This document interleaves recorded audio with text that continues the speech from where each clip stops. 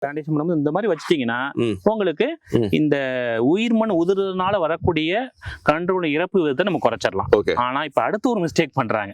வாங்க அது என்னன்னு பார்க்கலாம். பொதுவா நீங்க கன்றுகளை வைக்கும்போது நம்ம என்ன பண்ணுவோம், குப்பை இல்ல உரங்கள் இதெல்லாம் போடுறோம் இல்லையா, சரிங்க. அதுலயும் ரொம்ப கவனமா இருக்கணும். ம். நீங்க போடக்கூடிய குப்பை இந்த மாதிரி இருப்பாங்க. இது வந்து பச்சை சாணம்னு சொல்லுவோம் நம்ம ஆக்சுவலா பாத்தீங்கன்னா ம். மக்காத குப்பைகள். ஓகே. என்ன பண்றோம், பிளான்டேஷன் பண்ணும்போது இந்த மாதிரி மக்காத குப்பையில மொத்தமா அப்படியே போட்டுறோம்.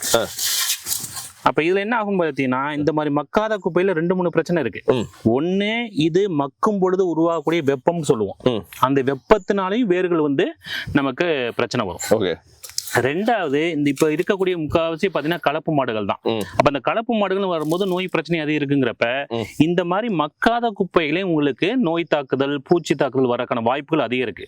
அப்போ ஒரு குப்பை அப்படின்னா நல்ல 3-4 மாசம் மக்கின குப்பைகளை நல்ல பவுடர் மாதிரி இருக்கிற குப்பைகளை தான் நம்ம போடணும்.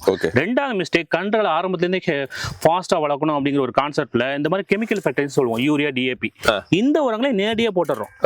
இந்த மாதிரி நம்ம பண்ணவே கூடாது. ஏன் அப்படின்னா இந்த மாதிரி கெமிக்கல் ஃபெர்டிலைசர் நீங்க போட்டீங்கன்னா இது வந்து வேர்களை நேரடியா படும் பொழுது இதனாலேயும் கன்றுகள் இறந்து போயிடும். சோ நீங்கள் கன்றுகள் நடவும் பொழுது நல்ல மக்கின குப்பையா இருக்கணும். இந்த மாதிரி குப்பையிலையும் போடக்கூடாது, கெமிக்கல் ஃபெர்டிலைசர் அறவே போடக்கூடாது டைரக்டா பிளான்டேஷன் பண்ணும்போது. இந்த 2 மிஸ்டேக் கண்டிப்பா நம்ம தவிர்க்கணும்.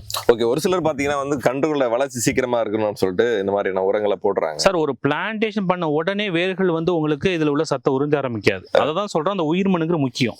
நீங்க பிளான்டேஷன் பண்ணதுக்கு அப்புறமும் ஃபர்ஸ்ட் கொஞ்ச நாளைக்கு அந்த உயிர்மண்ணில் இருக்கக்கூடிய சத்துக்களை வச்சுதான் அந்த பிளான்டேஷன் ஸ்லோவா வந்து வேர்கள் வளர ஆரம்பிக்கும்.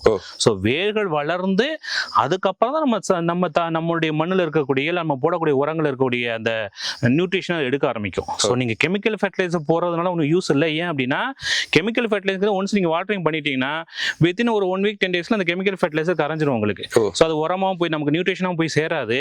இந்த கெமிக்கல் ஃபெர்டிலைசர் டைரக்டா வேர்களை போடும்போது அதனாலேயும் வேர்கள் பிரச்சனையாகி கன்றுகள் இறந்து வரும். அதனால கெமிக்கல் ஃபெர்டிலைசரை நீங்க பிளான்டேஷன் பண்ணும்போது அறவே தவிர்த்துருங்க. குப்பையுமே இந்த மாதிரி கட்டியா மக்காத குப்பையில போடக்கூடாது.